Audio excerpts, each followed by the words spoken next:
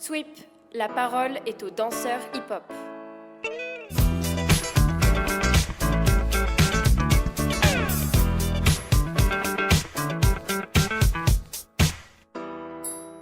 Yo yo yo, Raphaël Stora, aka la VHS du hip-hop français, comment ça va? Ça va, au top, tranquille. Cool, trop bien. Avant de démarrer, on souhaite la bienvenue à tous ceux qui nous rejoignent sur ce podcast, peut-être sur la première fois. Donc voilà, on s'appelle Sweep Podcast. On est présent sur Apple Podcasts, Spotify, Deezer et YouTube. Donc bienvenue à tout le monde. Et aujourd'hui, on reçoit Raphaël Stora.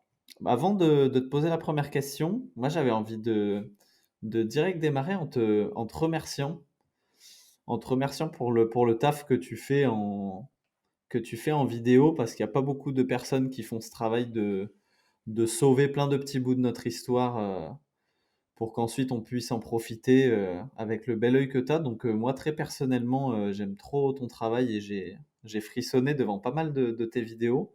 Donc je tenais déjà à te le dire d'entrée. Merci, merci pour ce travail que tu as déjà fait. Merci beaucoup, hein. Merci à toi. Ça me touche de ouf. Trop bien. Et du coup, bah, peut-être que pour démarrer tranquillement, tu peux te présenter.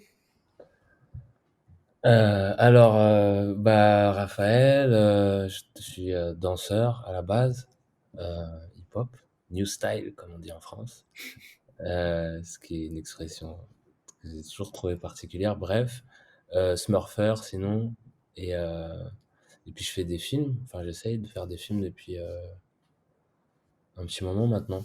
Voilà. Ok. Euh, pour avoir une petite idée de l'étendue des choses que tu fais, parce que étant donné que tu es un danseur à la base, mais que tu fais beaucoup de vidéos, on va essayer de planter un peu le décor de comment tu as démarré la danse, peut-être même la vidéo, mais peut-être qu'on peut démarrer par où tu en es aujourd'hui. C'est, aujourd'hui, tu as quel âge? Tu gagnes ta vie comment? C'est quoi ta vie aujourd'hui? C'est la merde. Franchement, j'ai 42 ans, voilà. Non, enfin, alors je suis réalisateur maintenant, c'est mon métier. Je fais aussi beaucoup de montage, du cadre aussi. Enfin voilà, le métier d'intermittent, quoi. On connaît, quoi. Je ne vis pas, du coup, des films, ou du moins pas exclusivement des films que je réalise et que j'écris encore. Donc je bosse beaucoup en ce moment pour le Centre national chorégraphique de Rennes. Euh, avec qui j'ai démarré plusieurs projets assez intéressants. Et au-delà de ça, je fais des films instits, des clips, ça m'arrive. Voilà. Mais c'est vrai que c'est le gros de mon travail et j'essaye toujours de tenir des entraînements de danse et de développer, de rechercher en danse et surtout de rencontrer des danseurs qui m'intéressent, avec qui je peux échanger, quoi. C'est un peu ça c'est là où j'en suis. J'ai 36 ans, voilà. Tu dis que tu vis pas des vidéos que tu produis. Ce sera un objectif pour toi de réussir à en vivre? Ouais, alors il y a des moments où je peux en vivre, quand une chaîne, acte, comme par exemple Arte a acté, mon film, c'est sur un temps qui a été pas si long que ça, j'ai pu en vivre, parce qu'il y avait un peu de thunes, ce qui n'était pas non plus fou, parce que c'était du webdoc, mais c'était, une première fenêtre, où j'ai pu voir que, c'était possible de réaliser des documentaires et d'en vivre, mais oui, bien sûr, après je dis que j'en vis pas. C'est surtout les projets qui sont les plus personnels, où je suis le plus libre, bah, forcément, bah, je compte pas les heures, voilà, enfin, il y a aussi beaucoup de passion là-dedans, quoi. Donc oui, bien sûr, ce serait génial, mais je pense que même des grands réalisateurs qui font des longs métrages, qui vont à Cannes et tout, ils sont obligés d'aller faire des pubs, aller, donner des cours, à la fac ou quoi, tu vois? J'en suis pas donc personne n'est préservé, tu vois, n'est épargné de ça. Je pense que pour avoir un peu de liberté dans ce que tu proposes, faut charbonner à côté, quoi. Et, euh, et ouais, avant de rentrer en détail sur un des projets que tu as fait ou que tu es en train de faire, donc pour les gens qui ne te connaissent pas, on a compris que tu faisais de la vidéo et de la danse. Aujourd'hui, ça se partage comment ton temps entre la vidéo et de la danse? La danse, c'est vraiment devenu un simple loisir annexe et c'est 99% de vidéo. C'est Ouais, comment? Ouais, c'est ça. Je pourrais développer, mais en vrai, c'est ça. Et ça l'a finalement pas toujours été, mais quand même, parce que le moment où j'aurais pu devenir justement professionnel en danse et intermittent, tout ça, en fait, à chaque fois, il y a eu des boulots. Tu vois, quand j'ai eu 25 ans, je suis parti sur mon premier long métrage en tant que stagiaire.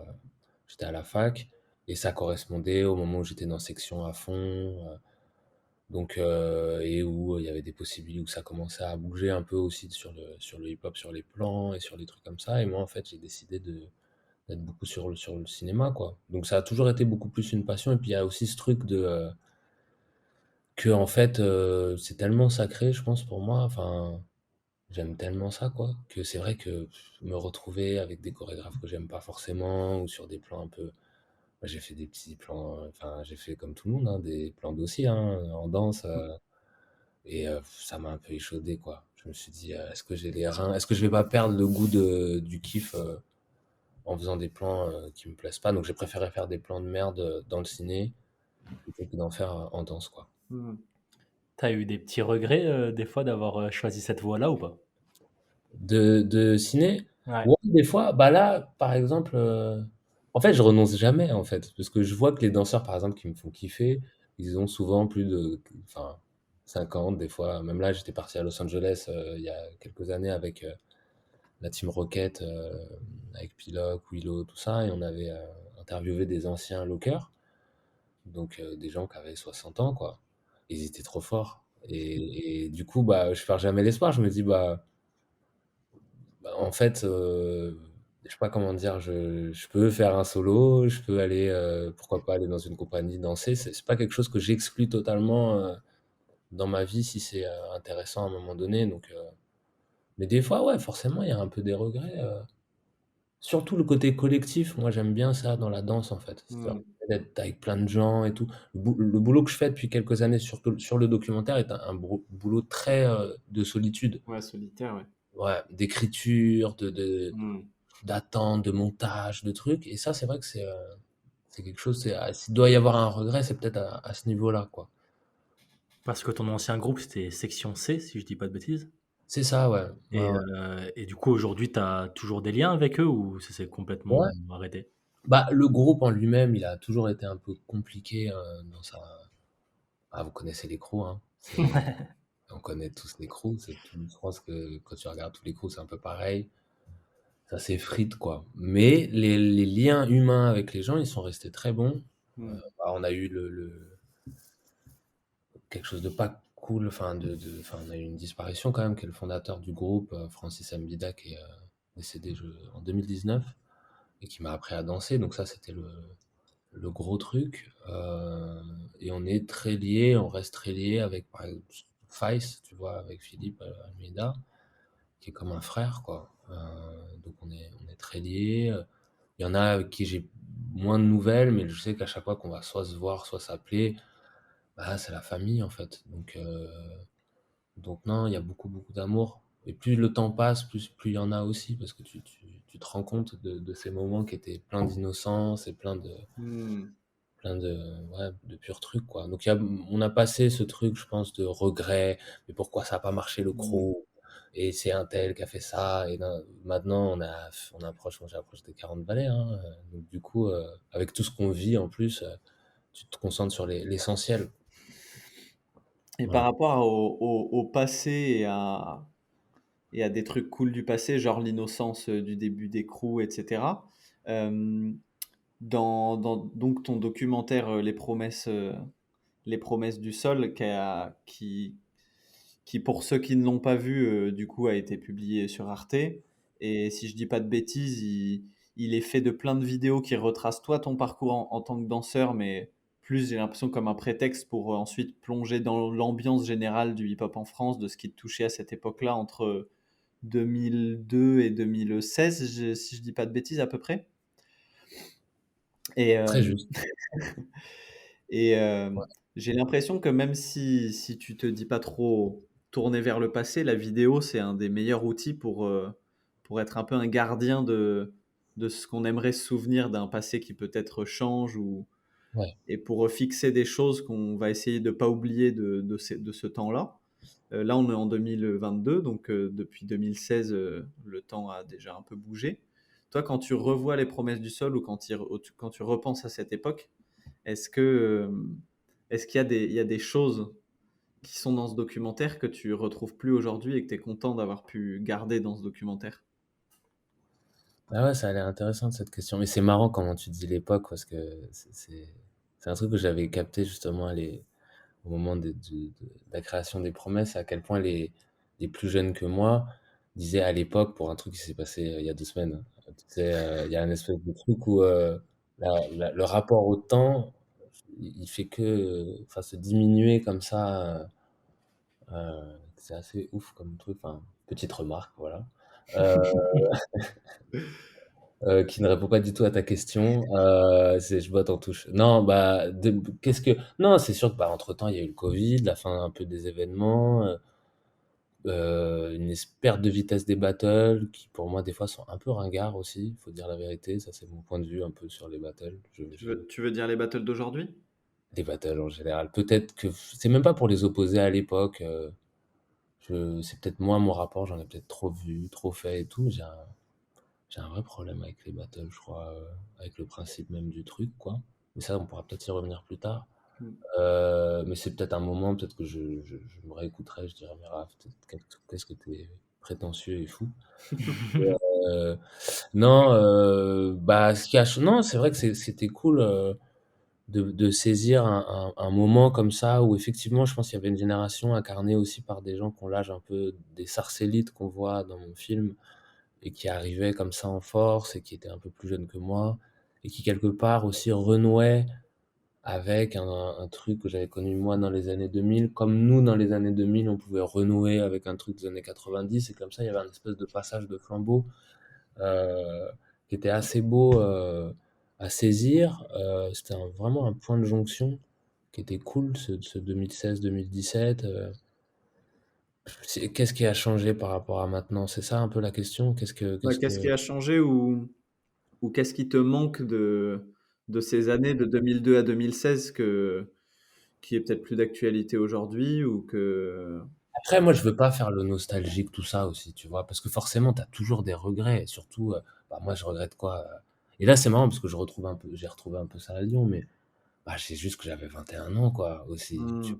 vois, à 21 ans, tu as un rapport au monde qui est plein d'enthousiasme, t'as pas encore vécu de trucs trop, enfin, moi, j'en avais déjà plutôt vécu, mais enfin, je sais pas, t'as un truc très frais, très disponible, donc c'est ça, l'innocence, tout ça, quoi. Donc c'est peut-être ça, ouais, qui peut me manquer.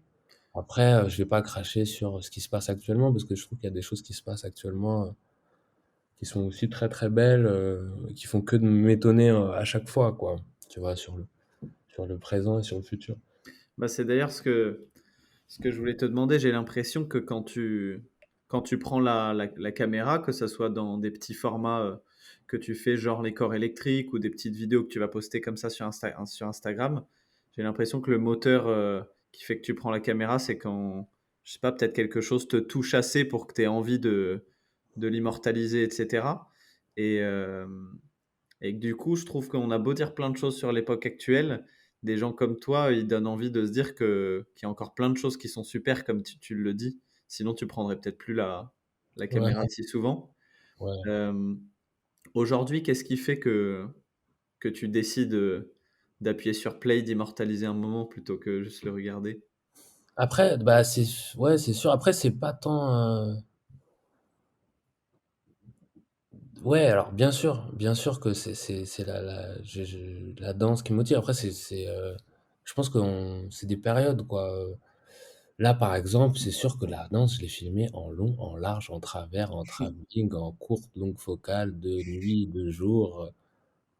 Donc forcément, il y a des moments où, pour être très honnête, je veux me réinventer. Et par exemple, moi, la fiction, c'est quelque chose que j'aimerais vraiment beaucoup ben, passer à ça, passer à du dialogue, passer à comment, comment justement utiliser tout ce que j'ai filmé sur le corps en mouvement et la danse, appliquer à d'autres choses, appliquer à des scènes de bagarre, de sexe, comment justement faire ce passage-là euh, de ma manière de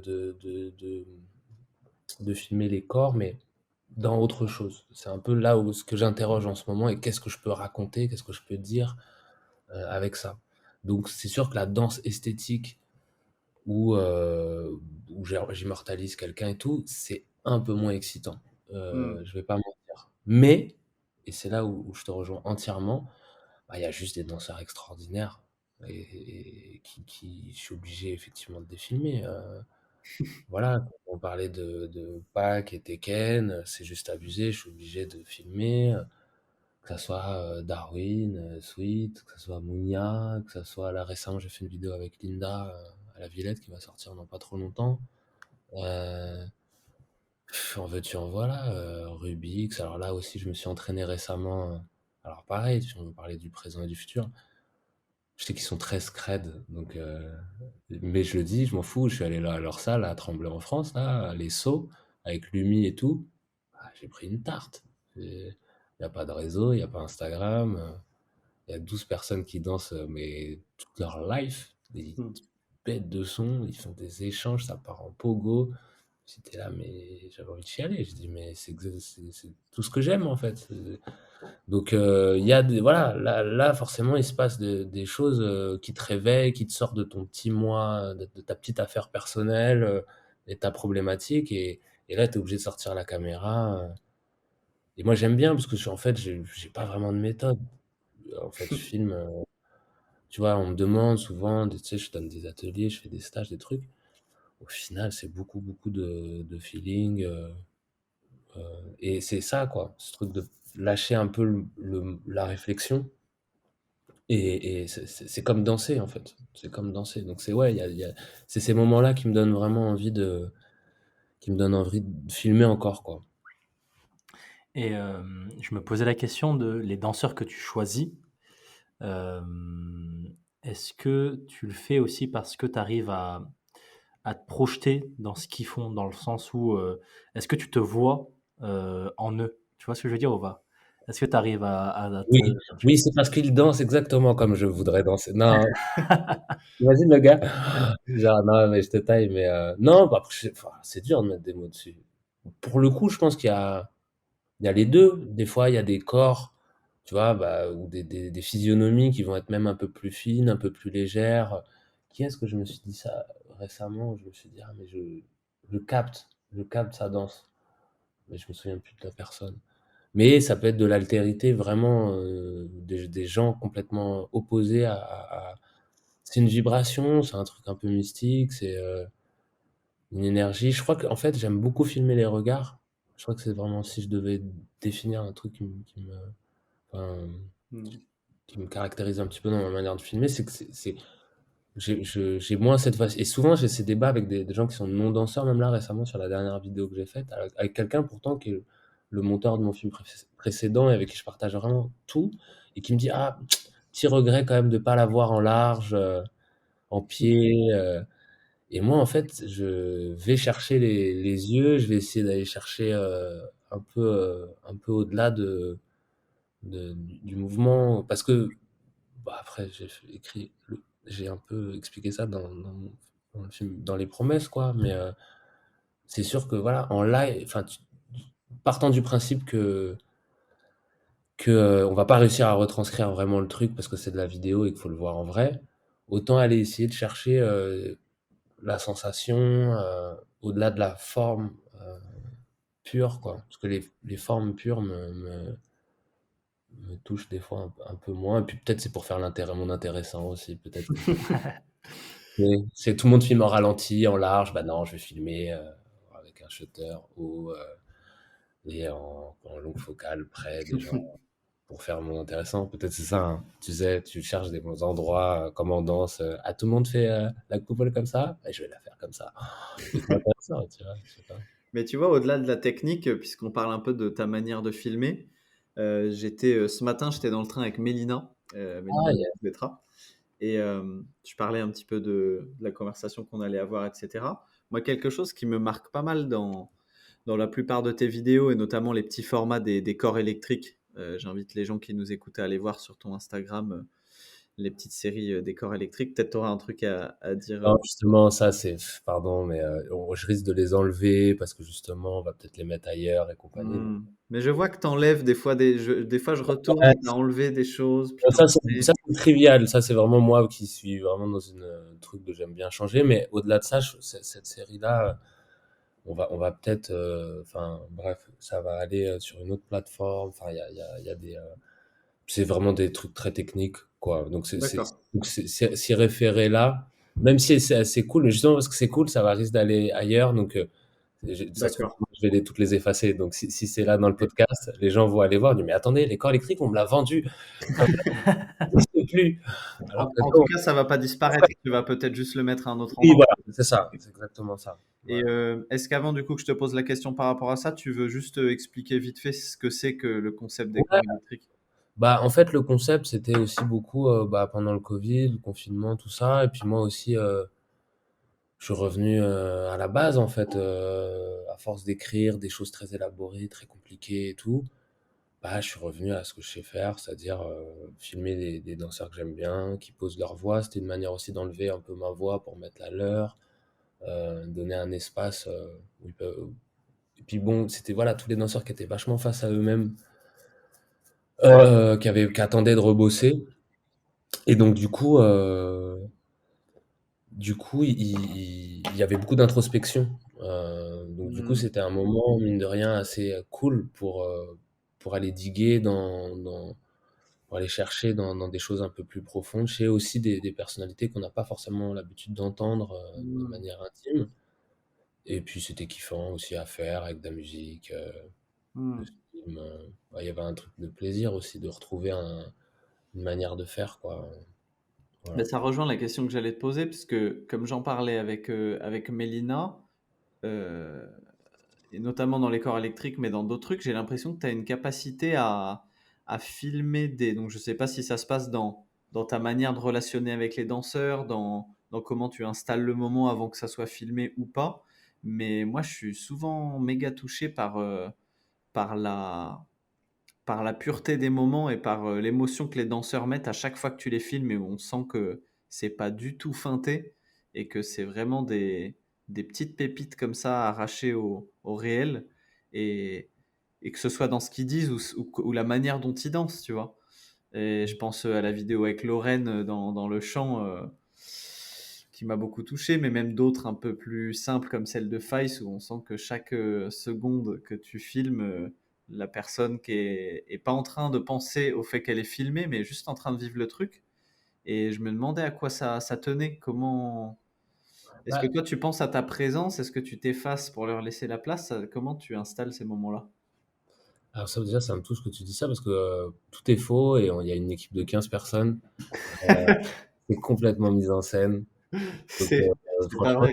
et ça c'est du boulot. Je tiens à remercier Pedro, Je te- Uso, on est 15 sur le coup. Putain, non, non, en vrai, bah, c'est tout l'inverse. Après, je vais pas livrer la recette du Coca-Cola, mais je sais pas. Et puis, c'est toujours dur, vraiment, de mettre des mots dessus. Je pense, en plus pour ceux dont tu as parlé, Lorraine et Faïs, par exemple, Lorraine, c'était beaucoup plus simple d'avoir de la sincérité parce que je me suis retrouvé dans son bled, enfin là où elle a grandi, donc loin de Paname. Donc tout de suite, il y avait vraiment quelque chose où le contexte nous mettait. Je pense que le contexte aide souvent aussi, quelque part. Parce que Faïs, je l'ai filmé aussi à Cergy, donc une ville où il habite plus. Donc quand il y revient, ça réveille des souvenirs. Après, il y a un gros travail bah, d'interview. Nelson, par exemple, c'est une interview qu'on a refait plusieurs fois. Hmm. Pas parce qu'elle n'était pas bien la première, elle était vachement bien.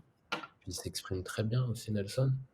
Euh, c'est lié aussi au montage, c'est-à-dire j'aime bien aller chercher les moments où aussi il y a un épuisement de la parole. Je pense que c'est comme pour moi là en interview, tout ce que je vais dire en premier lieu, c'est forcément un peu de l'ordre de la posture. Euh, je suis beau gosse, je fais des films ou non, ou à l'inverse. Enfin, tu montres une facette de toi un peu promotionnelle, quoi. Et puis au fur et à mesure que la conversation avance, bah, on rentre dans quelque chose de plus réel, et on va chercher des choses un peu plus donc c'était particulièrement dur pour Five parce que c'est mon ami. Donc c'était dur de lui faire dire des choses que je savais des fois un peu déjà. Et il a fallu, je me souviens que je pense que l'interview qui reste dans le truc, c'était vraiment les derniers moments, je crois, après qu'il ait dansé. Et qu'on a... J'aime bien aussi, c'est une vraie feinte aussi de réel, hein. C'est bon, on a fini. Ouais. Genre, bon, c'est bon, tout est dans la boîte. Mais tu peux quand même me reparler de. Je crois que c'était un truc un peu comme on est dans la caisse. Et puis on engage une vraie discussion. Et là, bah, ah, bah, c'est ça en fait. Et tac, j'enregistre. Et encore, je dis que je suis dans la feinte, mais je suis quand même dans un truc où j'enregistre pas à l'insu des gens. Tu vois, jamais. Genre, jamais il y a ce truc. On avait essayé de le faire justement sur le doc sur Pâques, pas à l'insu, mais on a un ingé son avec des HF et tout. No way. Enfin, il y a un truc éthique, moi, où j'ai vachement de mal, quoi. Mais je pense que la longueur aide, tu vois. Au bout d'un moment, les gens s'oublient aussi, tout simplement. Et ils voient que je suis aussi vraiment intéressé par ce qu'ils disent, quoi. Comme vous l'êtes là avec moi, je sens qu'il y a des passionnés en face. C'est pas. Enfin, des fois, tu te retrouves avec des gens aussi, tu sens qu'ils veulent faire dire quelque chose aussi. Ouais. Donc, tu vas volontairement dire l'inverse. Et ouais. Donc je pense que ça tient à ça. Je sais pas, je dis un peu plein de conneries aussi. Moi, je voulais, moi, je pense aussi Noé, hein. Moi, on voulait te faire aussi un gros big up sur le choix de tes musiques dans tes vidéos. Parce que moi, je sais que pour avoir fait 2 vidéos dans ma vie, que mais je galère de fou à choisir les vidéos pour les musiques pour les vidéos. Et je sais que la seule vidéo que je trouve potable que j'ai faite sur les deux, c'est vraiment une où c'était vraiment la musique qui m'avait fait en mode ah ouais, mais là, faut que je fasse une vidéo sur cette musique. Mais toi, du coup, je me demandais si tu avais aussi ce truc-là en mode t'écoutais une musique et t'étais en mode ah ouais, mais là, du coup, faut que je prenne ce danseur pour cette musique parce que c'est incroyable. Ou est-ce que c'était plus l'inverse? Tu prenais la vidéo et après, tu essayais de rajouter une musique C'est ou juste. aléatoire aussi, pareil. Non, non, je réfléchis. Non, ce qui est sûr. Alors des fois, c'est marrant parce que des fois, j'ai une musique en tête. Genre, et en fait, c'est jamais celle-là hein, que je vais mettre. Par contre, ce qui est sûr, c'est qu'il y a toujours un moment et qui peut durer longtemps, hein. Ça peut durer. Après, je vois pas le temps passer, mais où j'écoute pendant des heures des musiques, en fait. Genre, avec mes images, je réfléchis, je me dis ah mais non, il y a ça et ah mais ça, je pourrais le mettre. Après, c'est bon, j'ai un parti pris d'utiliser aussi beaucoup de musique de film, donc c'est vrai que c'est facile.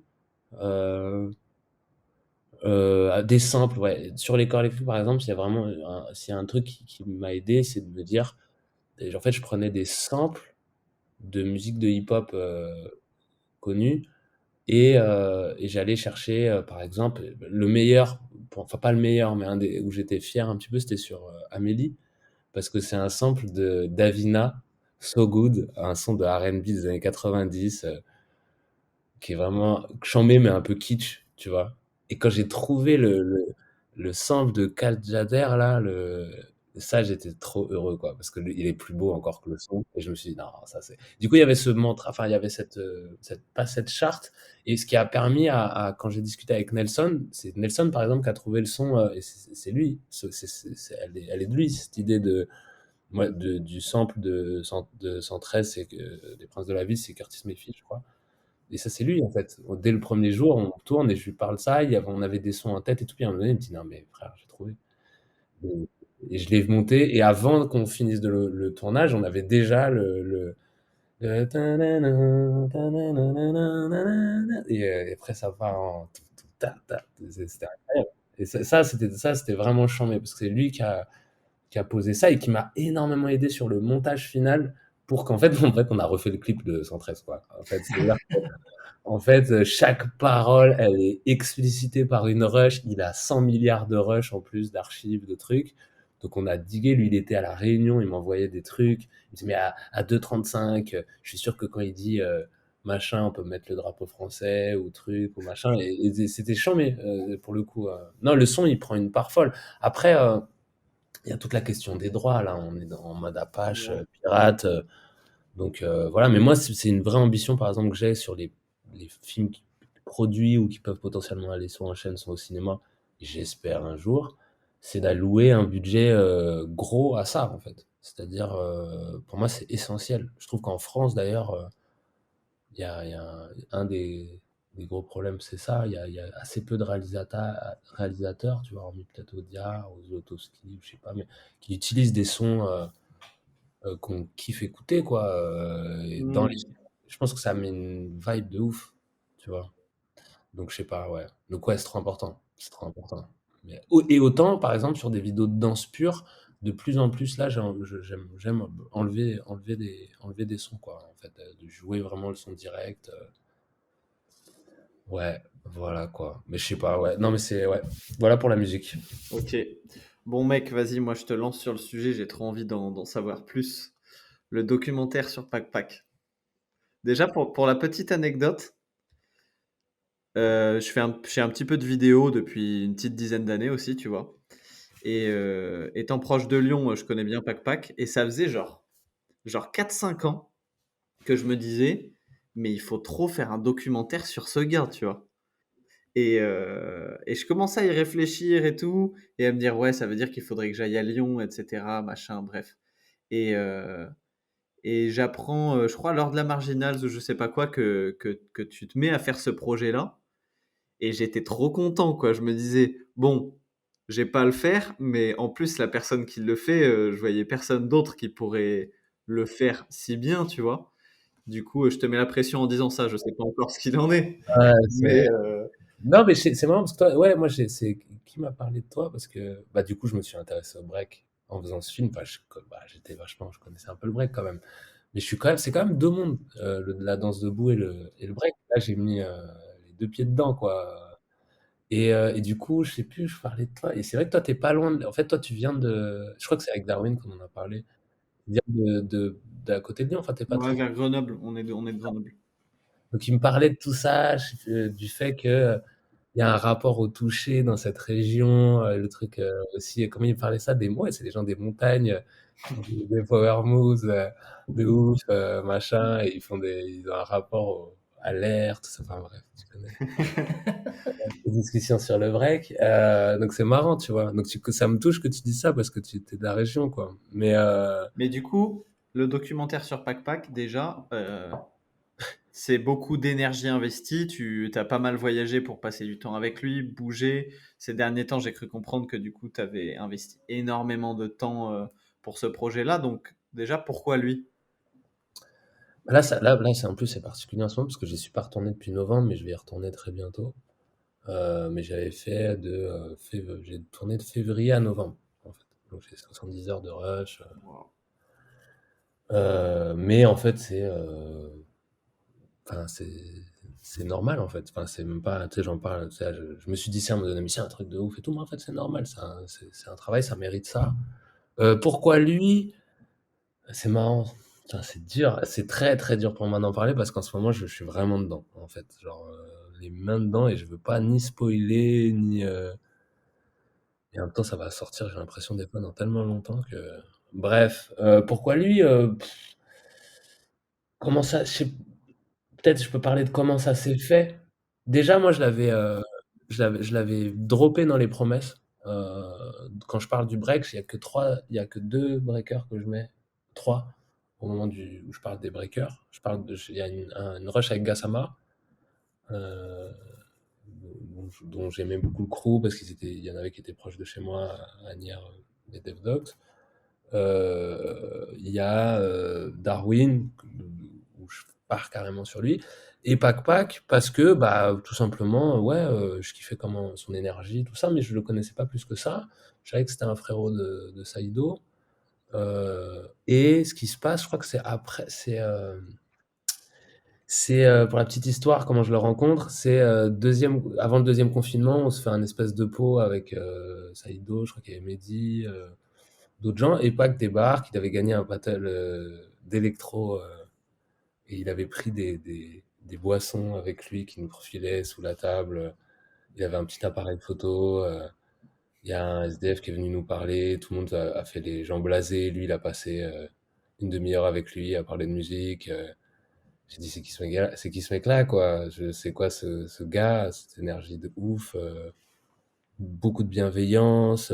Il m'a parlé des promesses, il m'a remercié de l'avoir dédicacé alors qu'on se connaissait pas. J'ai senti beaucoup de force, quoi. Après, mon père, il est d'Algérie aussi. Je sais pas si quelque part, je pense que ça a dû créer une proximité. J'ai retrouvé des trucs un peu familiales, je sais pas, dans son énergie. Il me fait penser à un peu, bah, avec le temps, je l'ai compris, mais un peu à mon daron, il y a des oncles, enfin, il y a un truc un peu comme ça. Et puis, comment ça s'est fait? Plus concrètement, les corps électriques, bah, après, c'est beaucoup de détails de production, mais je pars sur un doc où il y avait plusieurs personnages, dont lui. Et en fait, au moment où il fallait tourner, personne n'était dispo parce que c'était encore le Covid et enfin encore les confinements, les couvre-feux, les machins et tout le monde était un peu morose, attends parce que j'ai pas encore de trucs et le seul qui m'a dit: «Mais viens à Lyon, il se passe trop de trucs. Là, on va faire ci, ça, mais viens frérot!» J'ai dit: «Bah, je viens» et en y allant, bah, je suis jamais reparti, enfin, je suis jamais c'était fini quoi. Les mecs ils écoutent du jazz du fusion des années 70 et de la hard tech, ils sont plus pointus que moi en musique. On me dit, tu connais pas Jaco Pastorius, c'est le bassiste de Weather Report. Timo, ingénieur, enfin bref, c'est Audric qui lit la philosophie en russe.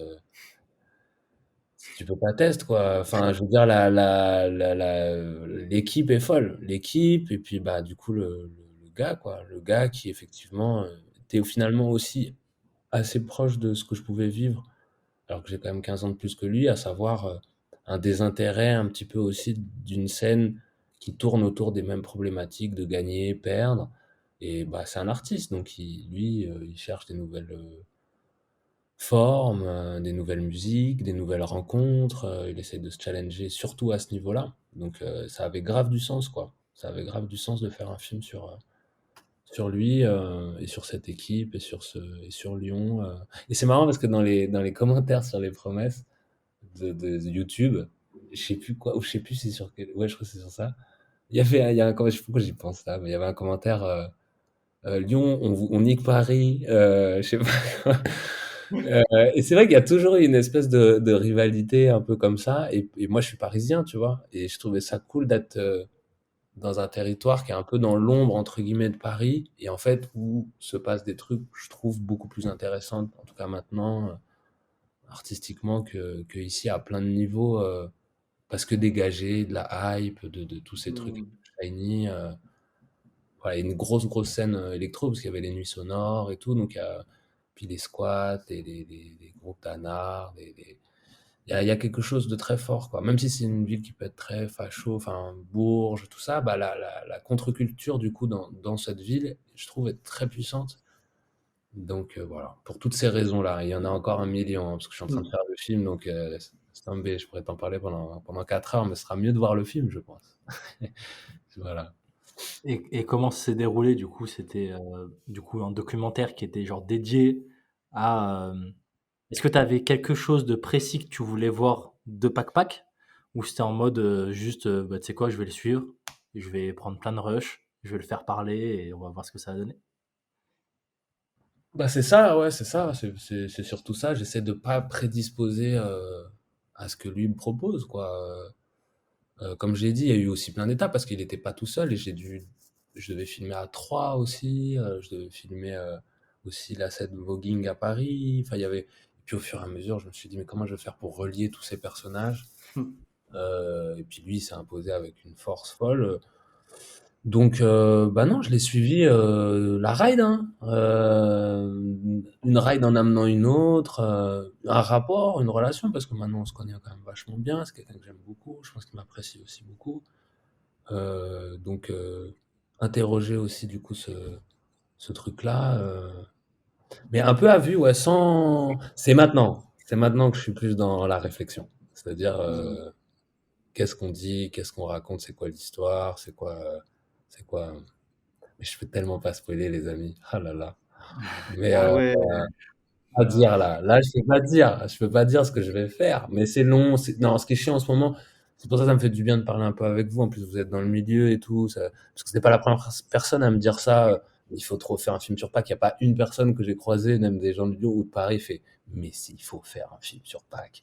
Donc, ça fait trop plaisir. Parce que, à l'inverse, moi, je bosse avec une prod qui est chamée et tout, mais qui est sur 512 projets. Et je me bats un peu en ce moment pour essayer de les motiver, d'essayer d'accrocher une chaîne. J'en suis à là. J'essaie d'accrocher une chaîne pour essayer de donner de la visibilité et un cap à ce projet. Parce que sur les promesses, j'ai eu Arte assez vite, finalement. Donc, ce qui a donné une superbe dynamique. Là, on est à vue, hein. Donc là, c'est le moment où on va chercher des gens. Et donc, du coup, et j'ai un peu l'impression d'être tout seul sur ce truc, quoi. Tu vois, genre, les promesses qui s'est passé, c'est que ma prod voulait plus ça faisait 3 ans que je développais avec eux.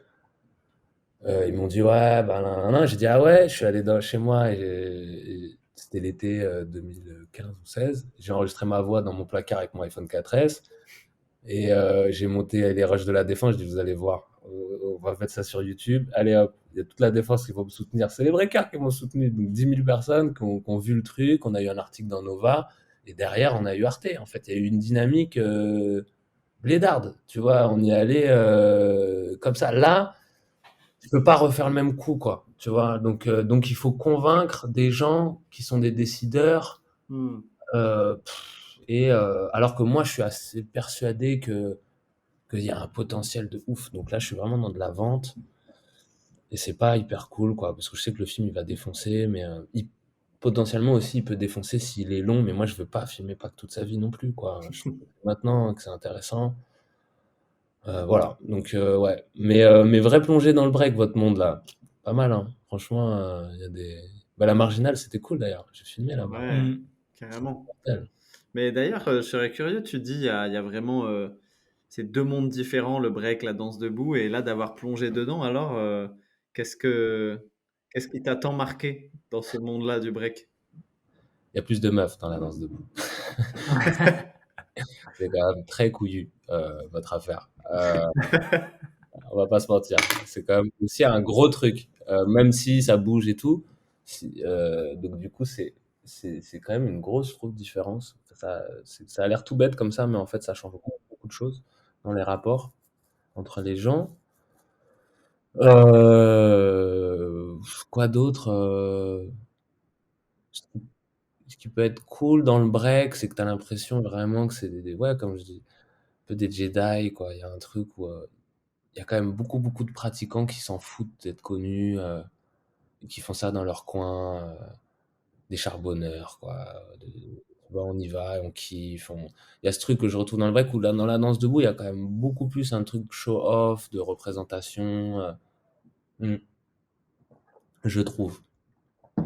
J'ai l'impression, c'est une sensation qui est un peu générale, quoi. Euh, mais sinon, ouais, la différence. Après, elle tend à être pas si grande que ça, parce que maintenant, enfin, tout est mélangé aussi. Mais moi, parce que je sais pas briquer et que j'essaye désespérément et que je suis nul, je pense que j'ai une fascination folle pour ça, quoi. Et je commence à en plus connaître ceux que j'aime bien. Enfin, tu vois, à voir un peu ce qui me touche dans le break. Mais ouais. Donc, ouais. Et parce que du coup, tu dis que tu as mis les deux pieds dedans, mais en plus, c'est pas dans n'importe quel break parce que Tekken, ils ont aussi leur manière et leur rapport à la culture et au mouvement, etc.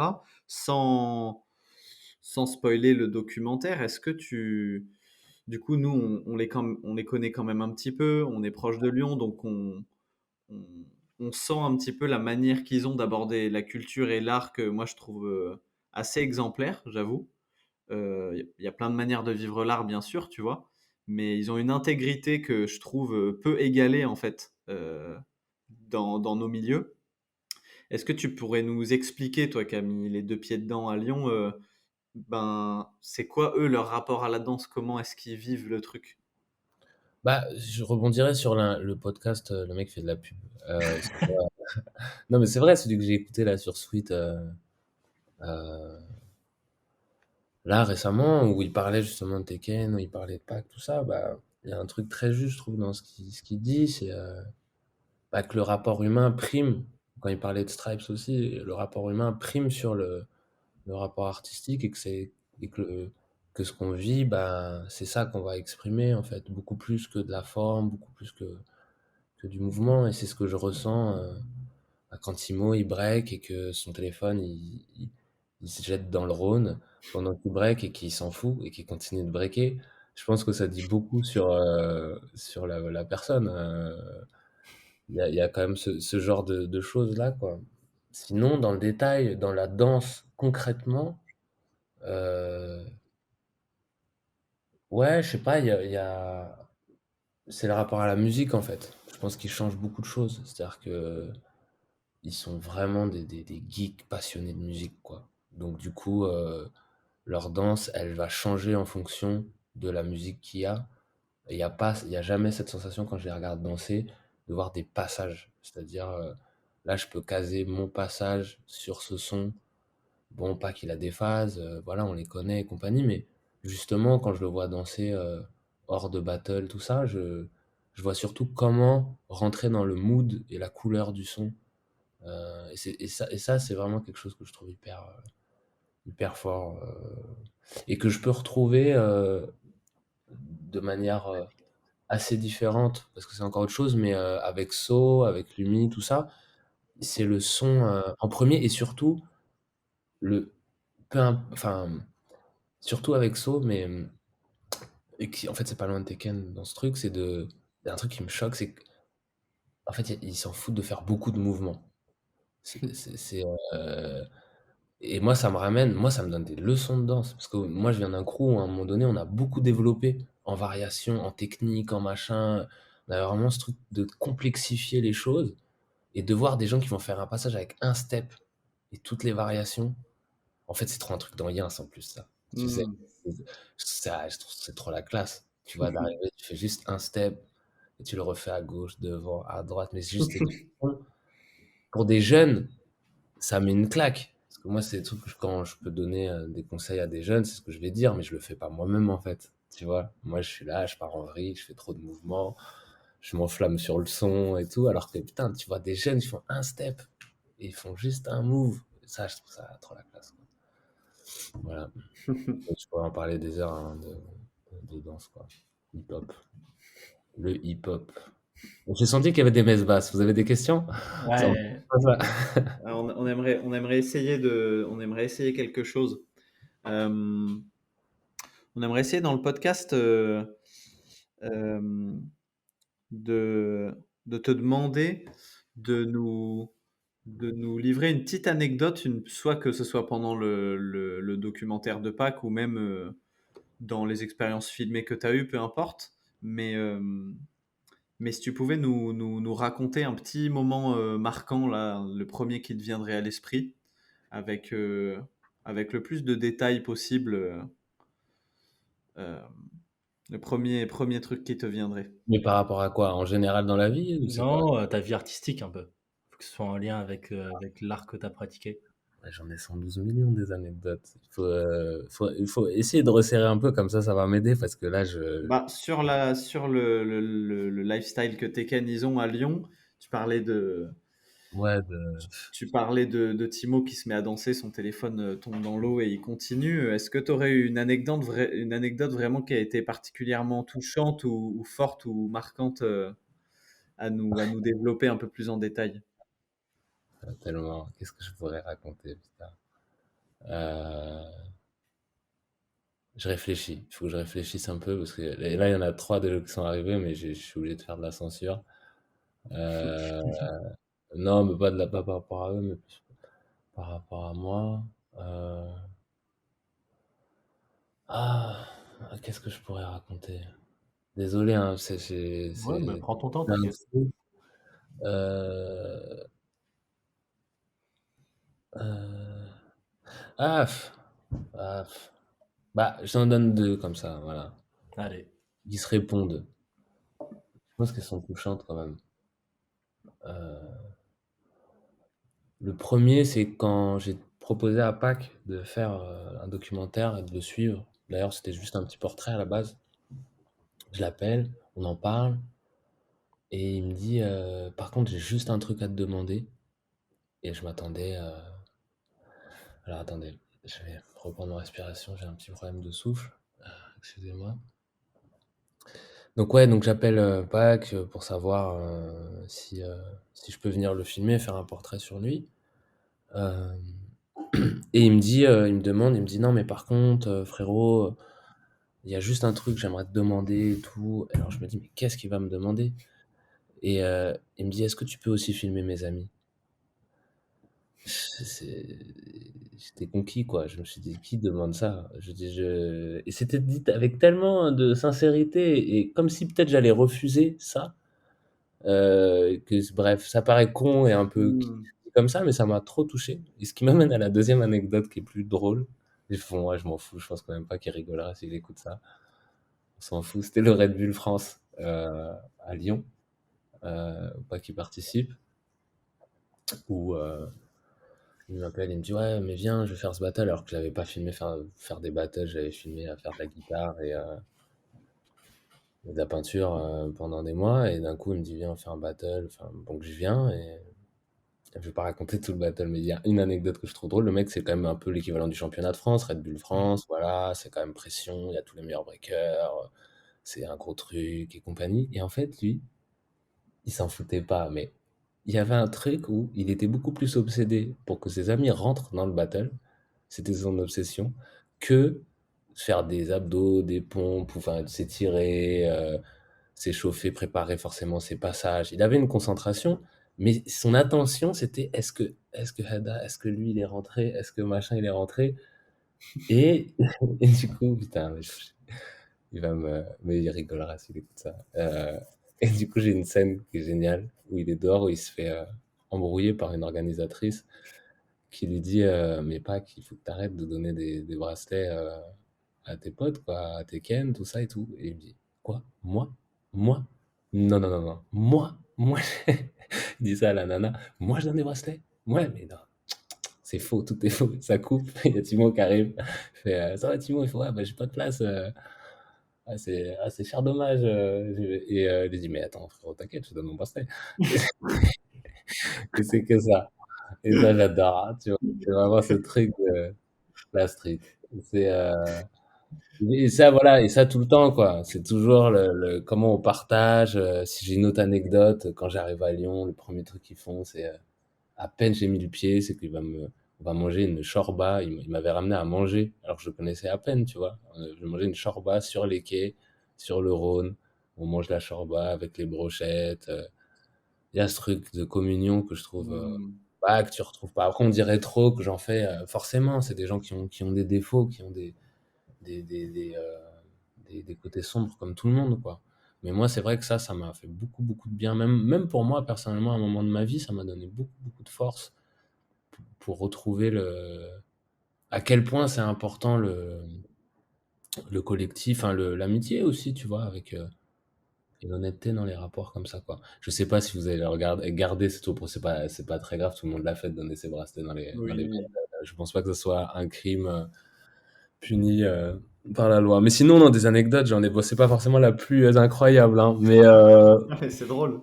mais c'était drôle. C'était drôle de voir ça, quoi, de voir le truc. Mais Ouais, c'est inspirational parce que c'est le genre de choses que je risque de mettre dans le film en plus, donc je devrais pas le raconter comme ça. ok. Mais c'est typiquement ce genre de truc que je trouve assez charmé parce que ça dit tellement sur ça, quoi. Mais ouais.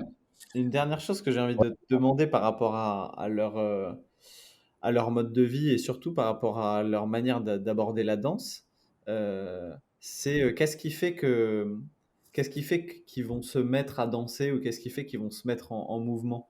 Parce que je trouve que, tu vois, dans pas mal de communautés dans le break, se mettre en mouvement, ça se fait dans des cadres très précis. Les gens, ils vont dans une salle d'entraînement, ils se mettent à bouger ou ils vont à un battle. Du coup, c'est dans un cadre, ils doivent faire un passage, donc ils font un passage.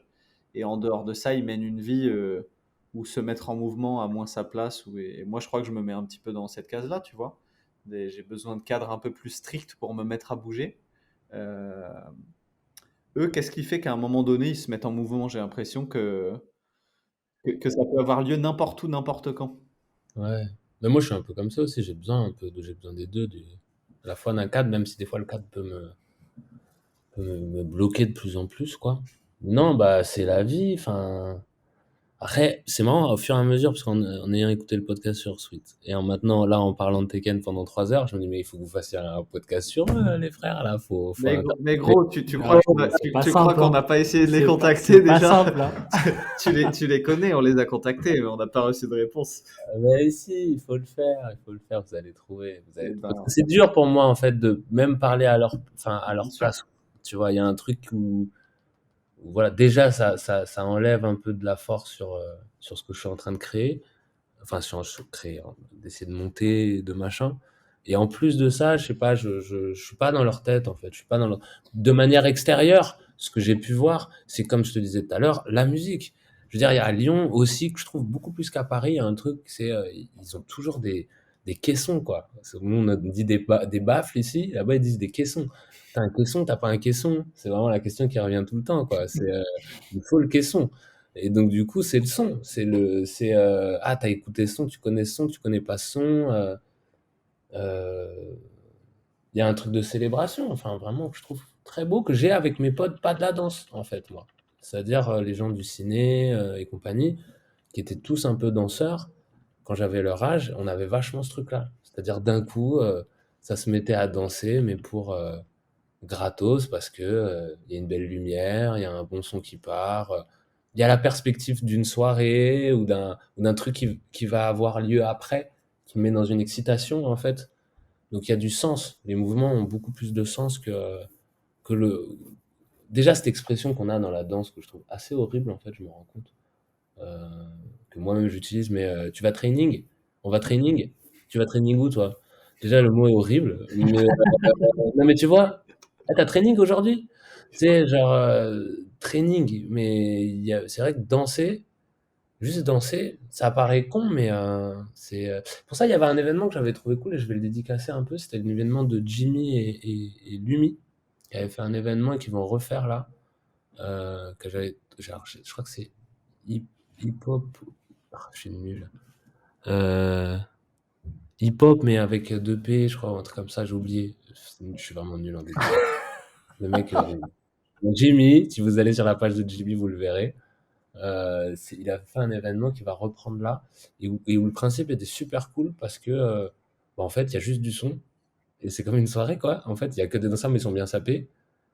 Ça danse sur des sons pas des breakbeats ou des sons des prods new style qui n'existent pas, qu'on n'a jamais entendu hors des battles. Et dans la soirée, t'as un, deux, trois petits showcase, mais en fait, c'est des petits solos de gens, où les gens se mettent en cercle et t'as des gens qui sont invités pour montrer leur danse, quoi. Et en fait, le dépouillement, le fait d'enlever tout et d'être que dans sa danse, lui, host, moi, c'est ce genre de choses que je trouve qui manque un peu, mais qui commence Hmm. à réémerger et que je pousse au maximum. Dès qu'il y a trop de concepts, le concept one plus one avec une carte bleue, si tu fais ça et 2 pas en avant et 3 pas en arrière, tu vas pouvoir, enfin, tous ces trucs où on donne de la consistance, tu sais, soi-disant, je suis un bâtard parce que je taille 1 milliard d'événements au passage, mais mettez du son, tout le monde danse, il y a 2 mecs qui veulent se défier dans la soirée, qui se défient, tu vois, et puis, khalas, tu vois, genre, non, mais tu vois, enfin, je sais pas, je fais l'ancien et tout, mais je trouve que, alors pour donner un peu, côté un peu plus pointu à ça, si tu regardes dans l'art contemporain, j'ai l'impression que c'est tout l'enjeu. C'est comment t'enlèves, comment tu te Hmm. concentres sur une chose, tu vois, un dispositif, comme ils aiment l'employer comme mot, ou un contexte, ou une manière de recevoir les choses. Et je trouve qu'il y a déjà tout, tu vois, dans la danse, dans le hip-hop, mais que souvent, c'est pour ça que des battles, ça me fait chier, mais je suis pas le premier à le dire. Des présélections avec 850 personnes où t'attends. Marginal, c'était chambé pour ça. Tu vois, Marginal, j'avoue, j'ai pris une tarte, hein, meilleur événement, break. Hein, pour moi, jusqu'ici où je suis allé, t'as que des cercles, t'es dans un skatepark, ça mange des grillades. À la fin, t'as 100 000 passages, celui qui est le plus épuisé. Autre anecdote, si vous voulez une vraie anecdote que je trouve chambée, mais que j'ai pas pu filmer, donc je peux la raconter, à la Marginals. Génial. La fin, donc c'est Bills et son pote contre Pac et Willy. Paquet Willy gagne. Euh, et Pac qui me dit ah, mais il faut qu'on reface. Il a gagné, hein. Je dis non, mais Et bien plus tard dans la soirée, quand tout le monde est dans l'ombre et eux, ils sont à écouter de la hard-tech parce qu'ils partagent ça avec. Ils se refont le battle sur de la tech. Cette fois-ci, Pac dit allez, vas-y, je vous prends sur de la tech maintenant. Et paf, des téléphones, lumière de téléphone, et ça se bute comme never, et des passages du futur, tout ça. Et voilà, et ça, je l'ai pas. Ça me faisait penser au battle qu'on m'a montré dans le break c'est Kamel et Megas Ouais, dans l'hôtel. dans l'hôtel, tu vois. C'est ce genre de scène, en fait, tu vois. Ça, c'est Génial. extraordinaire. On Mm. est hors du public, et c'est là où il y a les vrais passages, quoi. Donc voilà pour, je sais pas, j'ai tout fait en même temps, mais C'est le très mot de la fin, ouais, des contextes. Mais interviewez-les, wesh, c'est eux, parce que Eh voilà. ben, On leur envoie des tu sais quoi, messages. passe-leur le mot, dis-leur, Ah, je vais leur dire. tu leur dis, répondez-leur. Parce que c'est vrai que nous, ça nous ferait plaisir, mais en attendant, alors qu'en plus, moi, je les connais, tu vois, mais Bah ouais. ça suffit pas. On peut pas les forcer à se mettre devant l'écran. Non, c'est pour ça que le truc, le move à faire, c'est d'y aller, tu vois, faut y aller, en fait. Ouais. Faut aller à Lyon, et puis il faut le faire en live avec un Tascam, avec un micro, et puis il Ouais, faut c'est vrai. à ce moment-là, en fait. Parce que les réseaux aussi, c'est ça qui est un peu traître, quoi. C'est que... Alors qu'en plus, je pense que si vous les voyez en vrai, ils vont dire, mais vas-y, grave, mais Bah oui, c'est sûr. Ouais, tu vois, là, t'as du temps, ok, d'accord, entre ça et ça. Alors que, ouais, là, c'est calé, un rendez-vous, truc, machin. Les réseaux, les machins, je crois pas qu'il était en Suisse en plus, là. Donc, ça a dû pas forcément être évident. En tout cas, merci, hein, franchement, c'est trop la classe. Vous êtes trop la bonne vibes. Bah franchement, avec plaisir, hein. Ouais. J'avoue que je sais pas si tu as une dernière question, mais Ouais, si, mais je sais pas si je la pose, parce que ça va repartir sur notre sujet. Je vais essayer de faire très court. Allez, Je vas-y. réponds. Moi, c'est le rapport de la danse avec la vidéo. Dans le sens où je trouve que la danse, c'est quelque chose qu'il faut vivre en live. Tu vois ce que je veux dire? C'est quelque chose que, enfin, moi, en tout cas, quand je regarde des vidéos de danse, je peux pas ressentir les mêmes choses que quand je regarde un vrai battle en vrai, tu vois? Ouais, Ou pareil, si je vois les gars danser en vrai, que tu prends juste en vidéo, tu vois? Alors ouais, que, bah, si tu enfin, un film, pour moi, c'est un film, ça, c'est concret, c'est ça, ouais. c'est comme ça qu'il faut que ça se passe. Mais du coup, ma question, c'était, comment toi, t'en es arrivé à te dire: «Bah, vas-y, j'ai envie de mettre la danse en vidéo» et pourquoi tu l'as fait concrètement? Ah, avec le recul, tu peux trouver 1000 manières, en fait, en reconstruisant le schéma et en se donnant des postures, justement, de oui, parce qu'en fait, j'ai eu cette révélation. Tout s'est fait organiquement, avec beaucoup de hasard, beaucoup d'accidents. Moi, j'ai toujours voulu faire du cinéma. Il se trouve que j'ai dansé. Et que les deux sont finalement très liés. Alors, si je peux vraiment répondre assez rapidement, parce que ça va être long, et en plus, je dois y aller. J'ai vu comme par hasard, c'est toujours comme ça quand tu as une discussion intéressante, que ça sans nous appelle en absence. Mon producteur, il a dû m'entendre. Tu sais, de loin, son oreille a.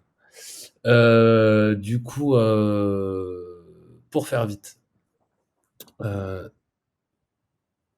on parlait tout à l'heure de ça, c'est-à-dire quand je t'ai dit ouais, faire mon intéressant, en fait, c'est aussi un dialogue. C'est-à-dire, pour moi, en tant qu'artiste, t'as un dialogue avec tes prédécesseurs et avec le courant dans lequel tu peux te situer ou avec l'histoire, en fait, avec ce qui s'est passé avant. Comment tu réponds à des gens, en fait. Moi, je considère beaucoup ça, quoi. C'est-à-dire, des gens ont fait des choses avant moi. Comment je fais une nouvelle proposition qui va répondre à eux de manière différente, peut-être même opposée. Pour ce qui est de la danse et de filmer la danse, moi, j'aime beaucoup la comédie musicale des années 30, 50. Enfin, et, et je me suis dit, putain, mais il y a un truc qui a pas été trop montré, quoi. Là, c'est une posture, hein, clairement. Je me suis pas dit ça à l'époque. Mais quelque part inconsciemment. C'est-à-dire, comment on fait quelque chose de différent, tu vois? C'est surtout ça. Je me suis dit, euh, c'est vachement glamour, en plan large, avec des chorés, des ensembles. Bah, moi, j'ai envie d'être proche des gens, j'ai envie d'entendre leur peau, j'ai envie d'entendre leur souffle, j'ai envie de sentir leur fêlure, leur fragilité. Je trouve que on le sent pas assez. Et pourtant, moi, c'est ce que j'expérimente quand je suis dans un cercle et que je danse et que je suis proche des gens. C'est comme ça que je la reçois le mieux, la danse, beaucoup plus que sur une scène. Donc, j'ai voulu juste retranscrire cette sensation-là qui, du coup, est assez différente de la manière dont on peut entrevoir la danse dans l'imaginaire collectif via la vidéo, où c'est voilà, des grands travelling, des ralentis, Hmm. un truc que je trouve assez... Je veux dire, les vidéos qui me touchent le plus sont les vidéos faites par les danseurs au téléphone portable. C'est ça que je regarde le plus en danse. C'est quand les gens se filment, ils posent leur caméra par terre ou ils filment leurs potes à la volée. Ça me touche de ouf. Beaucoup plus souvent que... Alors après, si, il y a des choses extraordinaires hein, qui peuvent être faites. Mais dès que c'est un peu trop léché, mise en scène et compagnie, ah, je vois le côté fabriqué, ça me touche moins, quoi. Donc c'est là où moi je me suis positionné et c'est peut-être ça qui m'a donné envie de prendre la caméra pour dire bah, ce que je vis, ce que je vois, j'ai envie de le restituer le plus fidèlement possible. Voilà. Ok, nice. Tu as ta réponse, Mathis J'ai ma Théophile? réponse, c'est bon. Raphaël, on va te laisser aller à tes coups de fil et tes rendez-vous, mais merci beaucoup. Grave, Bah, de rien, vous déchirez les frères. Ça tue, j'ai hâte c'est une tuerie. des autres. Oui, ça ferait plaisir de se croiser un jour Grave, Mais en vrai, ouais. en vrai à nouveau. Bah, grave. de ouf. Bah, trop bien. Et En attendant, prends soin de toi et à très vite. grave. Ouais, à très vite. Ciao.